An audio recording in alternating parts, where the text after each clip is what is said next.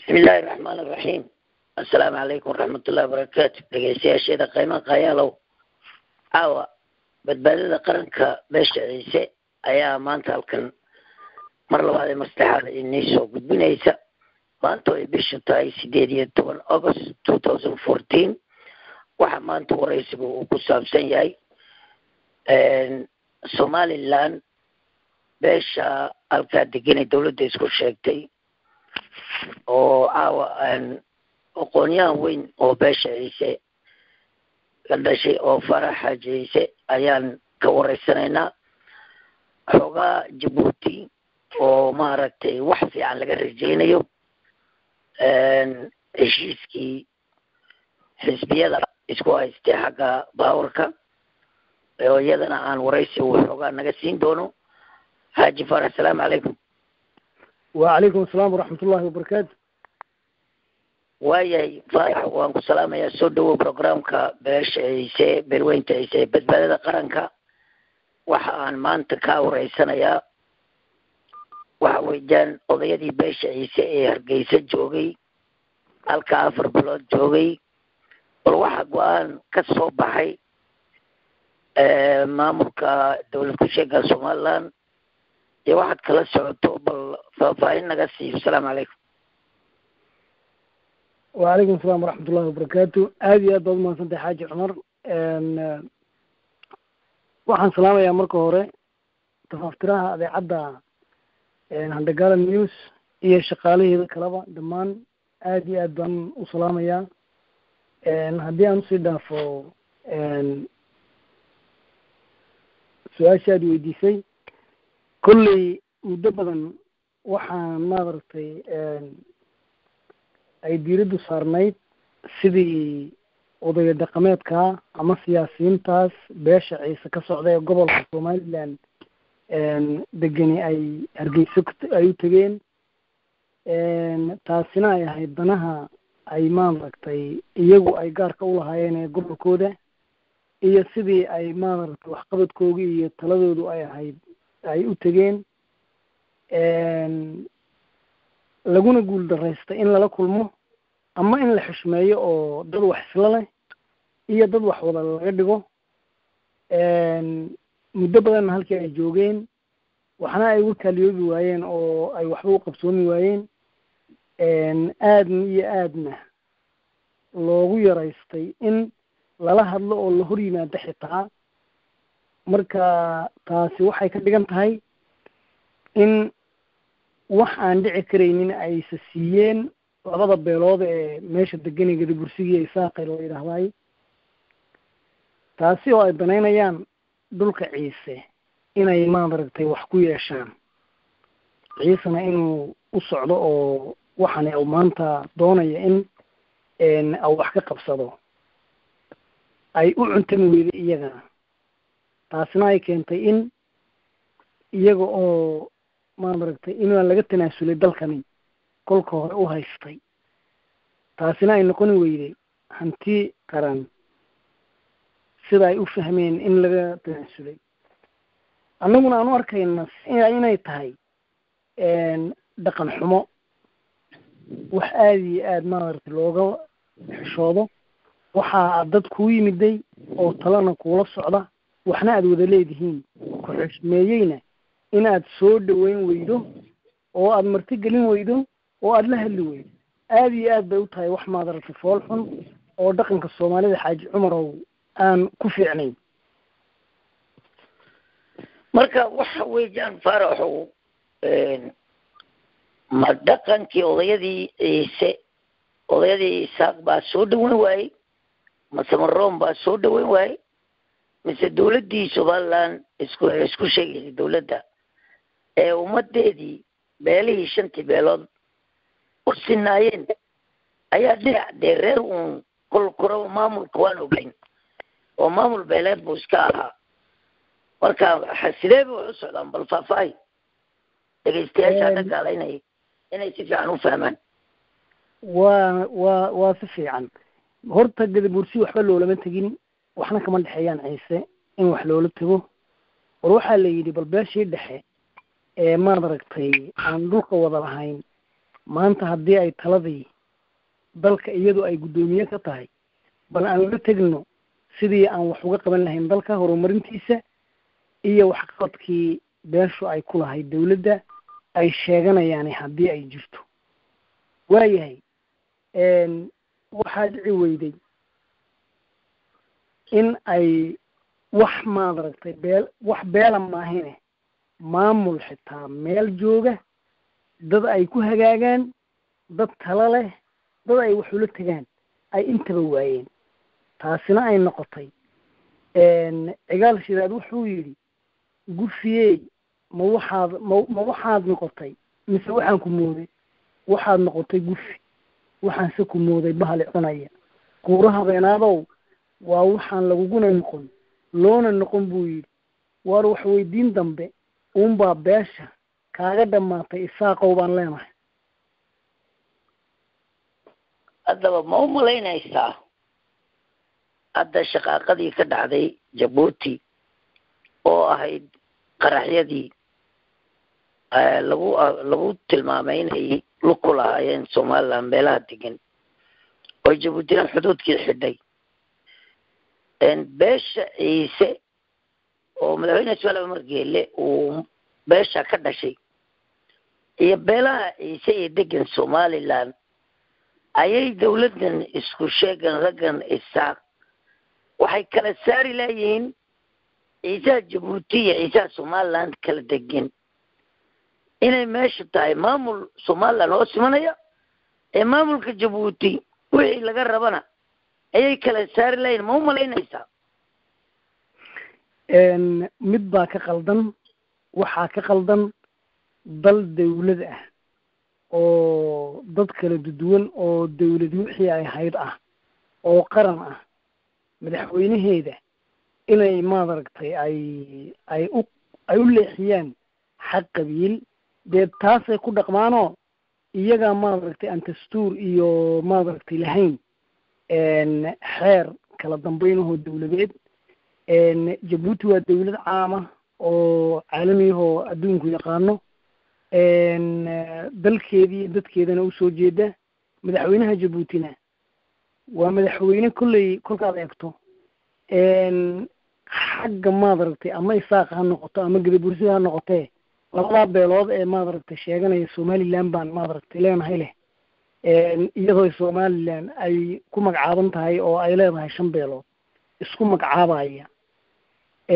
wuu xalliyaa oo maadaragtay aad iyo aad buu maadaragtay ugu fiican yahay markaad eegto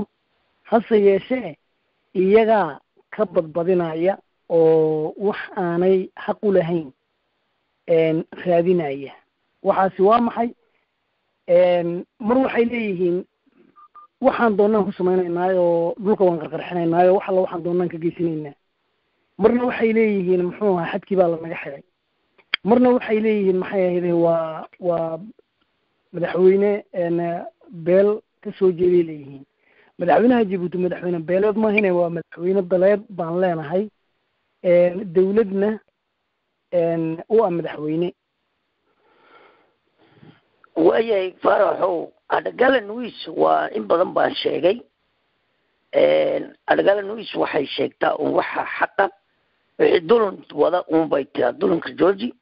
ismaaciil cumar geele hadhagaala in badan ayay criticize ku samaysa criticizeku qofku markuu u sameeyana kuma necbee waxa qaldan toosi buu ku leeyahay hadda waxaan dhegaysanay nin Minnesota jooga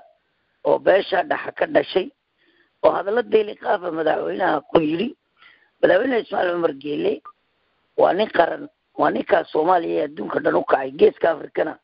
madaxda waaweyn buu ka mid yahay anagu waan canaanan karnaa laakiin waa qofka yagi laakiin qof shisheeya oo beesha ka dhalan oo hadalla deeli qaafa ku yira uma dul qaadanayno marka hadhagalenews waxay aad iyo aad u ambaareynaysaa horta ninka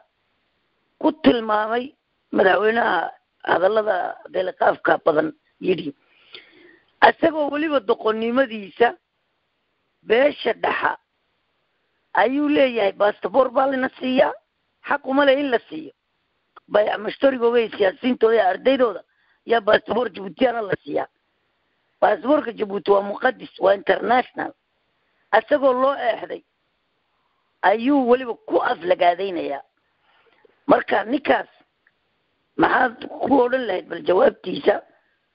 asagoo kolleyba qof qaldan ayuu si qalad ugu hadlay waa run xaajiyow sidaad sheegtay kulley ninkaas waan dhegaystay laba mar oo wuxuu hadlay oon anigu aan dhegaystay laba mar oo isku xigta ninkaas markaad eegto waa nin isburinaya oo dhinac u socday iyo xaga u socday iyo xaga u ka socdaba aad garanayn waxau ku hadlayay iyo waxau maaragtay u socdo oo taarkadkiisa abaanad garanaynin dawladda Somaliland buu ku leeyahay heer maamul goboleedka iyo dawladda intuu ku sheego au leeyahay waxaa laga xukumaa Djibouti mar wuxuu leeyahay macaaradka Somaliland ma wada socdaan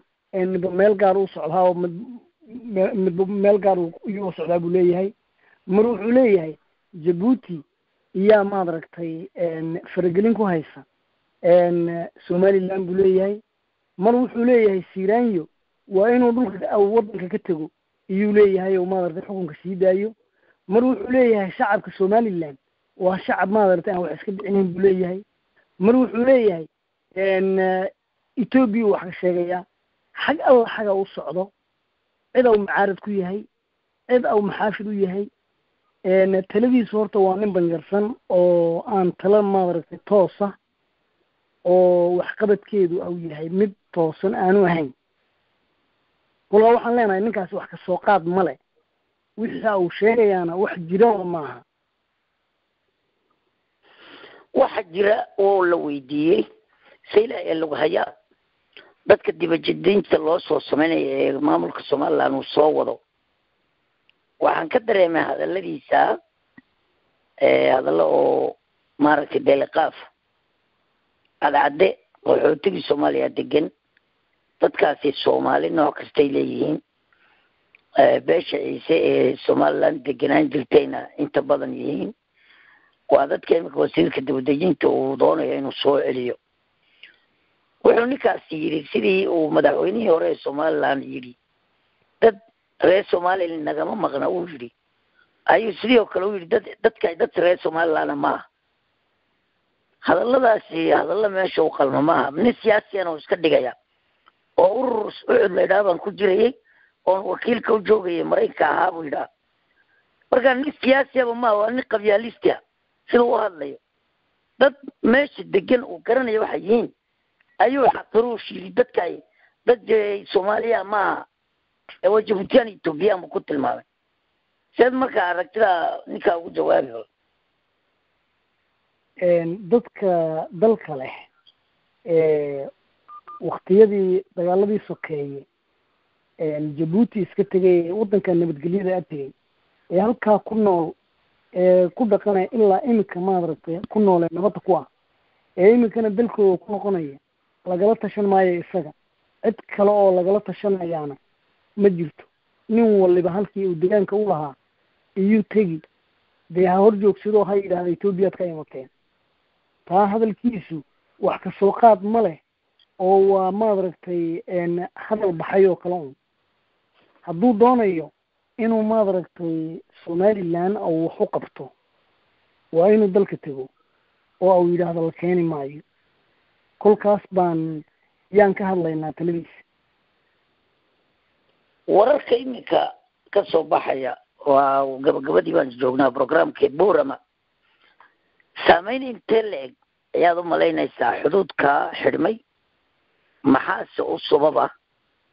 siba waan ognahay Buurama inay ku nooshahay Djibouti Lughaya xadka wax u marayeen odayadii garkaas asaay markasta aflagaadada sameynayna maanta afkii joog buu gabay markaas saameyn intee leeg dadka shacbiga ordinary people ayay dhibtaasi haysataa xogaa shar wadayaal oo qurbaa joogay iyo odayada ayaana dhibtaas u sababaan anigu malaynayaa xuduudka la xidhay marka maxaad dadkaas iyo saameyn intee leeg bay arrinta ay ku yeelanaysaa shacbiga masaakiinta ee iska normal shacbiga ee siyaasad ku jirin ee noloshooda ciriga lagu gelin kolley dadkana iyagaa midii isku haysta mididii ay isku qalayeen bay afkooda iyo gacantooda ku haystaan nin si waliba kaaga adag oo kaa tala fiican oo kaa tamar fiican oo maad aragtay ama dhaqan ama maad aragtay taariikh ama dawladnimo intaba dhankaad u qaadaba kaaga maad ama dhul intaba kaa maad aragtay kaa baaxad weyn markaad aragto waa lama noolaadaaye lama gugujiyo muddo badan oo ugu dambeyn markaan soo qaadno ilaa 12 sano ilaa 8 sano ugu yaraan intaa gaadhaysa iyaa labadan reer ay fasahaad badan ay dalka ku keeneen Djibouti taasoo aad loogu fiirsanayo ayna isa siiyeen inay maadaragtay wax badan oo ama dhex socod ama ka shaqayn ama maadaragtay ku noolaasho dan waliba taabanaya iyay 12 sano ugu badnaan ugu yaraan 8 sano ay dalka Djibouti ay ugu jabeen shaqa laga siiyey warqadaha dalka la siiyey waa la soo dhaweeyay si kastaba ha ahaatee waxay siiyeen inay hadda dalka leeyihiin bay moodeen waxay doonaanna inay ku sameeyaan bay damceen haddeed ku noolow laakiin ha fasahaadinin hana moodin in lagu ogeyn uma noolayn waxay u noolaayeen si iyagu ay leeyihiin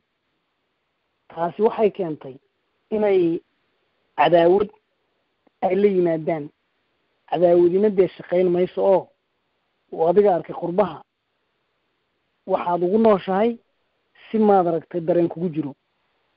nin walbana dal aanu lahayn waa inuu dareen ku joogo tiibaa keentay inay fasahaad ilaa qaraxay gaadho taasina waxay keentay in dee haddeed la yidhaahdo maxay ahayday waa la niqaadi kari waaye Djibouti markaa xadkeedii way xidhatay waxaanay u xidhatay ammaankeeda wax ka baxaya oo bilaa sharciya la arki maayo wax soo galaya oo bilaa sharciyana la arki maayo sharcigii hore ee la siiyeyna waa laga daba tegay oo waa loo fiirsanay iyaguna siiba kolkaan aan eegno waa reerka Samaroon waa laf beri u sarreyso oo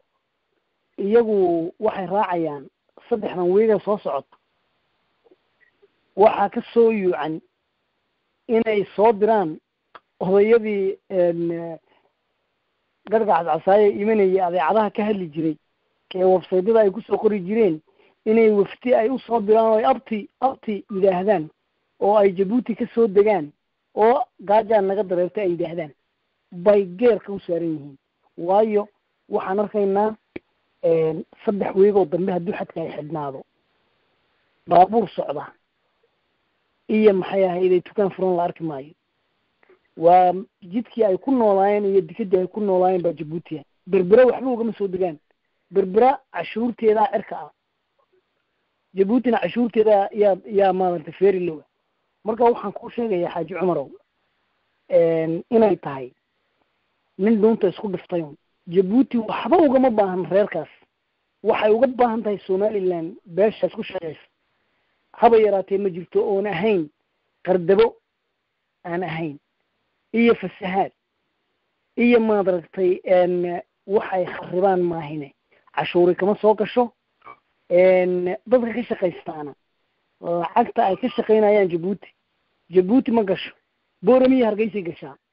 sida ay u dhan tahay lacagta ay baxdaa waxay kaga Djibouti lagaga qabtaa ma jirto lacagtaas laakiin wixii hore waa uu inaga tegay wax dambe ma dhici doono waa loo fiirsan doonaa dadka kumanaanka ee Djibouti ka shaqeeya ee ka soo jeeda waa loo fiirsan doonaa warqadaha la siinayo waa loo fiirsan doonaa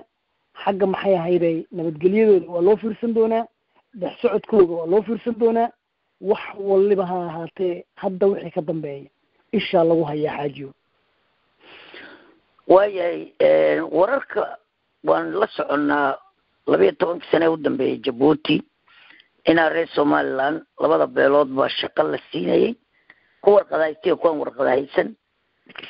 waxay soo kuma maahan ninka kabiisa tooyso ayaa adigana qabrigaaga qoday madaxweyne Somaliland margeele aad buu reerka u soo dhaweeyay qaybna rakaal buu leeyahay qaybna wareebtigi asagoo inta eegaya ayuu soo dhaweeyay baa mashtarigooga siyaasiyiintooda qayr mas'uulnimo sameeyo baasaboorri wax kasta si ardaydooda adduunka ay jaamacadaha ku dhigtaan maanta waa kala aflagaadeynay marka arinta waxaan leenahay hadhagalenews ay faraysaa dawladda Jabuuti dib uga fiirsato dokumentigeega iyo arrimaha dastuurka Jabuuti ee la garab maray dib loogu noqdo dadka u dhashay wadanka ilma baasaboorka iskale ina dad kale oo aflagaado waliba abaal kugu qabin lagu aflagaadeeyo arintaasi waa xaq daran leenahay waxyaabaha dhaqaale ay markasto ay point garayso dhageystayaasheeda qiimaha qayle waxaad halka ka dhageysanaysaan hadhagalenews intaan dib u kulmi doono wassalaamu calaykum waraxmatullaahi wabarakaatuh